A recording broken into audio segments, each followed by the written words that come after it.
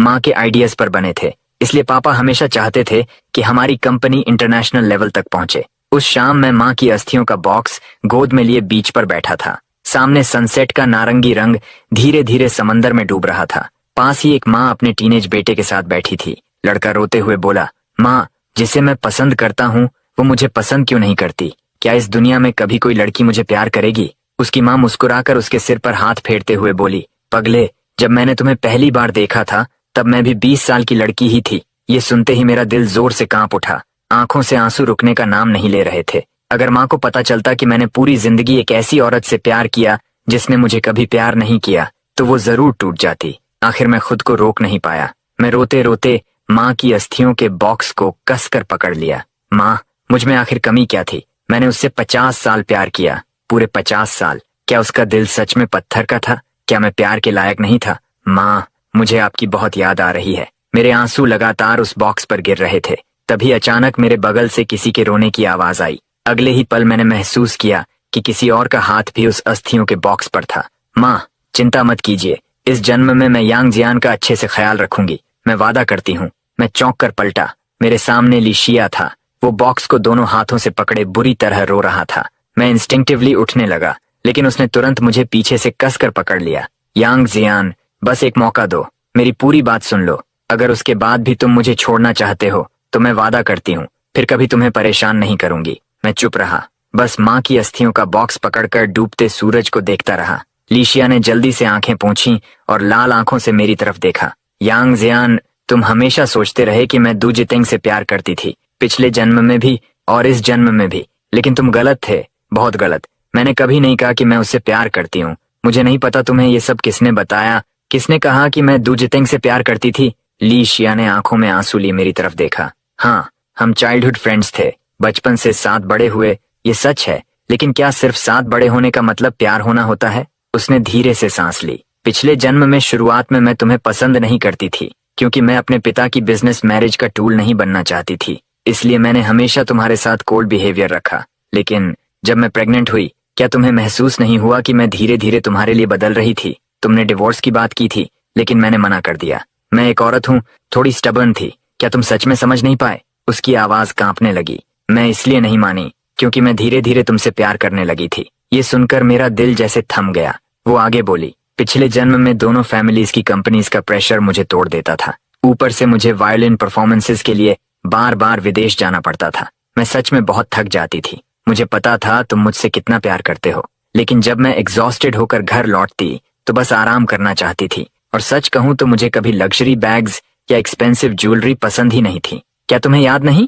मैं हमेशा वही रिंग और ब्रेसलेट पहनती थी जो तुमने पहली बार सड़क किनारे स्टॉल से खरीद कर दिए थे। उसकी बात सुनते ही मुझे अचानक सब याद आ गया। सच में इतने अमीर होने के बावजूद वो कभी वो महंगे ज्वेलरी सेट्स नहीं पहनती थी जो मैं खरीदता था। हमेशा वही सस्ती रिंग और ब्रेसलेट पहने रहती थी। लिशिया ने मेरी आंखों में बदलाव देखा तो वो और करीब आ गया। 50 साल साथ रहो तो बर्फ भी पिघल जाती है, और तुमने तो मुझे इतने साल दिल से प्यार किया था। जब तुम मरने से पहले पूछ रहे थे कि क्या मैंने कभी तुमसे प्यार किया, उस समय मैं इसलिए रुकी थी क्योंकि मुझे समझ नहीं आ रहा था कैसे बोलूं। मैं हमेशा एक्सप्रेशनलेस रही। बूढ़ी होने के बाद भी मैं शब्द सोच ही रही थी कि तुम अचानक चले गए। इतना कहते कहते वो रोने लगा। उसने मेरे सीने पर हल्के हल्के मुक्के मारने शुरू कर दिए। इतनी जल्दी मरने की क्या जरूरत थी? मेरी परमिशन के बिना तुम कैसे मर सकते थे? मैं अभी जवाब देने ही वाली थी, उसकी आवाज टूट गई। मैं तुमसे कहना चाहती थी कि मैं तुमसे प्यार करती हूँ, सच में बहुत प्यार करती हूँ। मैं, लिशिया, तुमसे प्यार करती हूँ। यांग जियान। उसके आंसू लगातार बह रहे थे। तुम्हारे मरने वाले दिन मैं पूरी रात रोती रही। रोते रोते कब सो गई पता नहीं चला। फिर जब आंख खुली तो मैं वापस इस जिंदगी में आ चुकी थी। इस बार मैंने तय किया कि मैं खुद तुम्हारे पास आऊंगी, लेकिन तुम तो हर समय मुझ पर चिल्लाते रहे, मुझसे दूर भागते रहे। वो और कसकर मुझसे लिपट गया। बास्केटबॉल वाले दिन मुझे पता चला कि तुम भी रिबॉर्न होकर आए हो। मुझे पता है पिछले जन्म में तुम बहुत थक गए थे, लेकिन क्या मैं नहीं थकी थी? मैंने तुम्हारे लिए 2 बेटे और 2 बेटियां पैदा की, साथ में तुम्हारी फैमिली कंपनी भी संभाली। क्या तुम मुझे थोड़ा भी समझ नहीं सकते? उसके शब्द सुनते सुनते मेरे अंदर दबे हुए पुराने मेमोरीज धीरे धीरे लौटने लगे। हाँ, वो हमेशा थोड़ी कोल्ड थी, लेकिन उसने घर को कभी टूटने नहीं दिया। जब ली परिवार बहुत बड़ा बन गया तब भी उसने यांग परिवार की मदद की। अगर सच में सोचूं तो उसने मुझे छोड़कर बाकी हर जिम्मेदारी पूरी की थी। मैंने लंबी सांस ली और धीरे से उसके पीठ पर हाथ फेरने लगा ताकि वो शांत हो सके। काफी देर बाद जब उसका रोना थोड़ा कम हुआ तो उसने सिर उठाकर मेरी तरफ देखा। और उस दिन होटल में जो तुमने देखा वो वैसा बिल्कुल नहीं था जैसा तुमने सोचा। उसने जल्दी जल्दी समझाना शुरू किया। दुजितेंग के ग्रैंड पेरेंट्स गांव से आए थे, उनके घर में जगह नहीं थी, इसलिए मैं उन्हें होटल रूम दिलाने गई थी। दुजितेंग बस मेरे साथ गया था। हमारे बीच कभी रोमांटिक फीलिंग्स नहीं थी। वो हमेशा मुझे बड़ी बहन की तरह मानता था। अगर भरोसा नहीं है तो अभी मेरे होम टाउन चलो, वहाँ के सारे दोस्त, पड़ोसी, यहाँ तक कि मेरे पेरेंट्स भी ये बात जानते हैं। मैं चुप खड़ा रहा। सच तो ये था कि पिछले जन्म में मैंने सिर्फ लोगों की बातें सुनी थी कि लीशिया को उसके पेरेंट्स ने चाइल्डहुड स्वीटहार्ट से अलग करके मुझसे शादी कराई, लेकिन मैंने कभी खुद सच्चाई जानने की कोशिश नहीं की। शायद यही मेरी जिंदगी की सबसे बड़ी मिसअंडरस्टैंडिंग थी। तभी लीशिया ने फोन निकाला और गुस्से में बोला, अभी के अभी यहाँ आओ।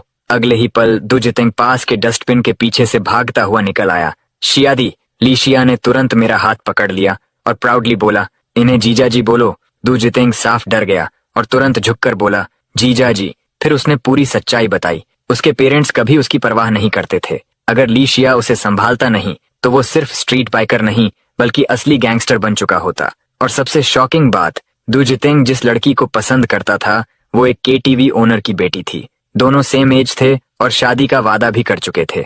अचानक मेरे दिमाग में पुरानी याद कौन थी। पिछले जन्म में जब दुजितेंग की शादी हुई थी तब लीशिया ने मुझे साथ चलने को कहा था, लेकिन मैं जेलसी में नहीं गया और उसकी शादी उसी केटीवी ओनर की बेटी से हुई थी। शुरुआत में लड़की की माँ ने रिलेशनशिप अपोज किया था क्योंकि दुजितेंग निकम्मा लड़का लगता था। बाद में उसने दोबारा पढ़ाई की, नॉर्मल यूनिवर्सिटी में एडमिशन लिया, तब जाकर शादी की परमिशन मिली। अब जाकर मेरे दिल में फंसी हुई गांठ खुलने लगी। लीशिया ने मेरी आंखों में देखते हुए गंभीर आवाज में कहा, इस जन्म में मैं वायलिन नहीं बजाना चाहती।